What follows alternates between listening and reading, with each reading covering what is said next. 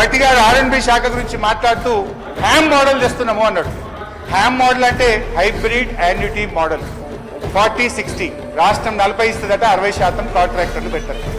మరి 60% కాంట్రాక్టర్లు పెట్టిన డబ్బు ఏ రకంగా చెల్లిస్తారు? టోల్ గేట్లు పెట్టారా? లేదు రాష్ట్ర ప్రభుత్వం మీద వచ్చే 10 ఏళ్ల పాటు అప్పుల భారాన్ని మోపుతారా? గౌరవనీయులు బట్టి గారు తమ రిప్లైలో చెప్పాలని నేను బట్టి గారిని కోరుతా ఉన్నా. అధ్యక్ష, మీరు 60% కాంట్రాక్టర్ అన్నారు, తప్పది. ప్రజలని మిస్గైడ్ చేయొద్దు. ఇప్పుడు కూడా అడిగే ప్రశ్న మీరు టోల్ అనేది ప్రసక్తే లేదు. మీ కాంట్రాక్టర్లకు ఆ 40% కూడా ఎవ్రీ 6 months గా 3 months గా ఒక డిస్ట్రిక్ట్ వైజ్ టెండర్ పిలిచి కాంట్రాక్టర్లు 40% మేము పే చేస్తాం, 60% తీసుకున్న లోన్ కూడా మేమే పే చేస్తాం. టోల్ అనేది ప్రసక్తే లేదు.